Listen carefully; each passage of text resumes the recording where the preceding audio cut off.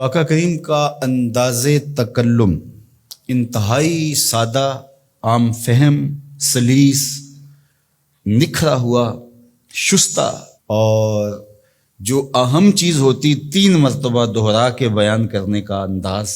لیکن اس کے باوجود بھی کسی خارجی سبب سے، کسی وجہ سے، کسی کو اس کی مزید تفصیل چاہیے یا کوئی سمجھ نہیں پایا تو وہ اٹھ کے عرض کرتا رائنا یا رسول اللہ، حضور ہماری رعایت کر دیجئے، یعنی یہ مسئلہ شرعی ہمیں سمجھ میں نہیں آیا یا یہ مسئلہ مزید اس کی تفصیل چاہیے، تو آقا کریم علیہ السلام دوبارہ ارشاد فرما دیتے، سے بارہ ارشاد کر دیتے۔ مکے میں یا بندہ پکا مومن تھا یا پکا کافر تھا، منافقت مکے میں نہیں تھی۔ جب حضور علیہ السلام مدینے میں تشریف لائے تو منافقت کا بھی آغاز ہو گیا، تو وہ بھی حضور کی مجلسوں میں بیٹھتے، اور جب صحابہ پوچھتے رائنا یا رسول اللہ، حضور ہماری رعایت کیجئے، تو وہ بھی اپنی زبان کو تھوڑا سا بل دے کر کے رائنا کو رائنا پڑھتے، لینم بِأَلْسِنَتِهِمْ، اپنی زبان کو تھوڑا سا مروڑ کے۔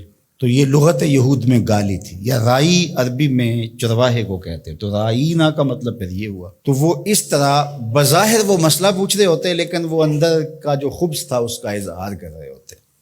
حضرت سعد بن معاذ رضی اللہ تعالی عنہ لغت یہود سے واقف تھے۔ آپ یہودیوں کے پاس گئے اور ان لوگوں سے کہا کہ اگر آج کے بعد تم نے میرے رسول کے لیے رائنا کا لفظ بولا تو میں تمہاری گردن کاٹ دوں گا۔ تو انہوں نے کہا کہ یہ لفظ آپ بھی تو بولتے ہو۔ تو حضرت سعد حضور کی خدمت میں آئے اور دل میں تھا کہ عرض کروں حضور صحابہ کو یہ لفظ کہنے سے روک دیں، کوئی متبادل لفظ دے دیں۔ قبل اس سے کہ یہ آ کے عرض کرتے جبریل پہلے پہنچ گئے تھے کہ یا ایھا الذین آمنوا لا تقولوا رائنا، اے ایمان والو میرے نبی کے لیے رائنا کا لفظ نہیں بولنا۔ تمہاری نیت ٹھیک، تمہارا لہجہ اچھا، تمہاری رواں رواں سے عقیدت پھوٹ رہی ہے، تمہاری آنکھیں حیا سے جھکی ہوتی ہیں جب رائنا کہہ رہے، تمہارے دل کشکول بنے ہوتے ہیں جب رائنا کہہ رہے ہوتے ہو، عقیدتوں کے سانچے میں ڈھلے ہوتے ہو تم یہ لفظ بولتے ہوئے، لیکن یہ وہ لفظ ہے جس کے پہلو میں کھڑے ہو کے میرے نبی کی اہانت کا امکان پایا جاتا ہے۔ اگرچہ تم اس لفظ کو اچھی نیت سے بھی بولو، دوسرا معنی تمہیں ملحوظ بھی نہ ہو، میں پھر بھی گوارا نہیں کرتا کہ میرے نبی کے لیے وہ لفظ بولا جائے۔ آج کے بعد تم نے میرے نبی علیہ السلام کے لیے رائنا کا لفظ نہیں بولنا۔ مالک کوئی اور لفظ بولیں گے تو لوگ اس لفظ کو بھی اپنے مفہوم کے لیے اور اپنے خبث باطن کے لیے استعمال کرنے لگ جائیں گے۔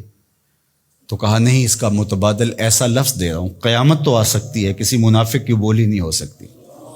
وہ لفظ کیا ہے؟ وَقُولُ انظُرْنَا، عرض کرو آقا ہم پہ نظر کرم کیجئے۔ وَقُولُ انظُرْنَا، حضور بس ایک نظر کر چھوڑو، سارے مسئلے حل ہو جائے۔ اور ابو ہریرہ نے کہا کہ انی اسمع منک حدیثا کثیرا، بڑی حدیثیں سنتا ہوں حضور، یاد نہیں رہتی، کوئی نظر کرم کیجئے۔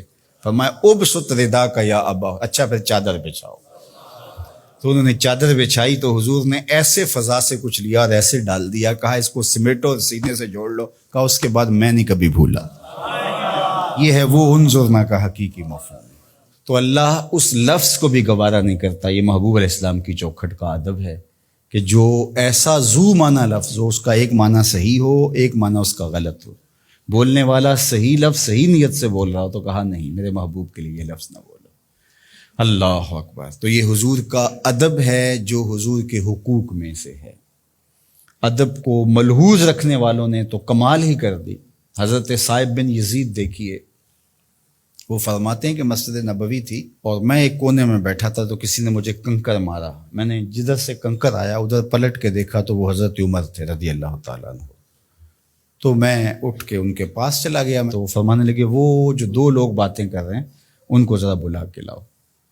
تو میں گیا اور ان کو بلا کے حضرت عمر کے پاس لے گیا۔ تو حضرت عمر نے ان سے پوچھا تم کہاں کے رہنے والے؟ انہوں نے کہا جی طائف کے رہنے والے۔ تو حضرت عمر فرمانے لگے تم اگر اس شہر کے رہنے والے ہوتے میں تمہیں سزا دیتا، تم بلند آواز سے بول رہے ہو، جانتے نہیں یہ مسجد رسول اللہ کی ہے۔ ادب سکھایا، تمہاری آواز بھی اونچی نہیں ہونی چاہیے۔ اور یہ حضور کی حیات طیبہ میں بھی اور روضہ رسول پر بھی یہ ادب امت کے اوپر لازم ہے۔ مجھے بڑا دکھ ہوتا ہے جب وہاں جا کے لوگ بدتمیزیاں کرتے ہیں۔ لے سانس بھی آہستہ کے دربار نبی، یہ حضور کی چوکھٹ ہے۔ امام مالک نے 40 سال تک حضور کے روضہ انور کے قریب بیٹھ کے درس حدیث دیا ہے، اور 40 سال میں ایک بار بھی ایسا نہیں ہوا کتاب کے ورق کے پلٹنے کی آواز بھی پیدا ہونے دی۔